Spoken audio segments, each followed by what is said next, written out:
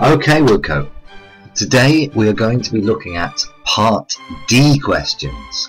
Now, of all the questions in the entire GCSE, this is the one where most people lose their marks.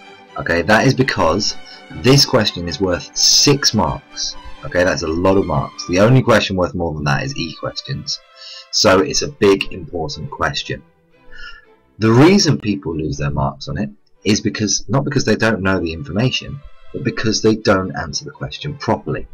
So this video is going to show you how you should answer a Part D question to make sure you don't lose any marks.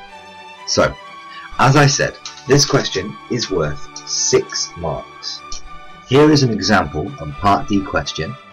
This is from the 2012 paper. This is the question from the first section, and it's about war. Explain from 2 different religious traditions the attitudes to war. You must state the religious traditions you are referring to. So, first of all, we have to look at the question here, and we'll notice that here it says religious tradition, and then there's a gap to the right hand side of it where you need to write something. Now, this is simple, but many people get this wrong because of that word tradition. All you need to write in the gaps on the right hand side there is Christianity and Hinduism. You do not need to write anything else.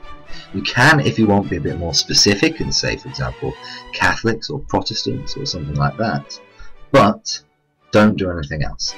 If I were you, I would just stick to Christianity and Hinduism. Write them there, and we'll leave it at that. Now, let's get started answering the question.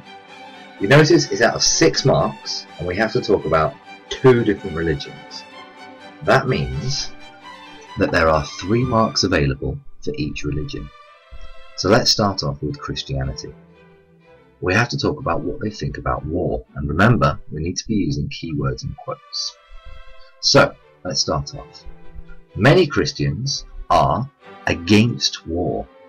This is because the Bible states, "Thou shalt not kill," Exodus 20:13, as one of the 10 commandments.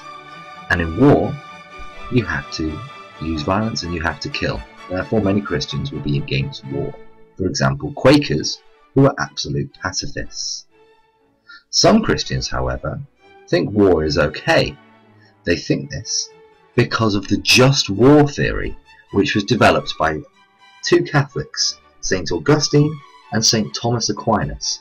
This says that war is okay under certain circumstances. However, many other Christians are against war because Jesus said that we should turn the other cheek, meaning that if someone acts violently towards us, we should not respond with violence.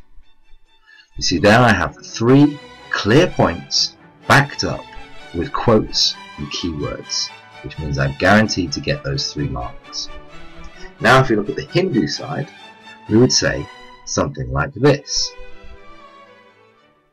Hindus are often against violence. This is because they follow the Hindu principle of ahimsa. This is the principle of non-violence. Wars require violence, and therefore they would be against them. This is shown by a famous Hindu figure, Gandhi, who is an inspiration to many Hindus. He said, "An eye for an eye makes the whole world blind."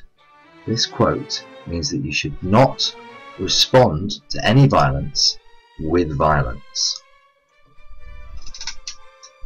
However, some Hindus think it is your dharma or your duty to follow the instructions of your country, and if your country asks you to go to war, therefore you should.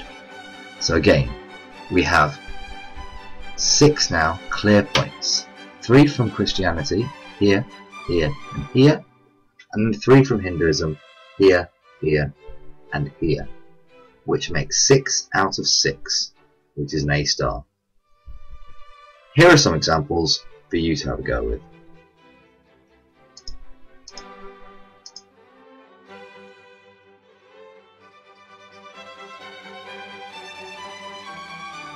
Created using Powtoon.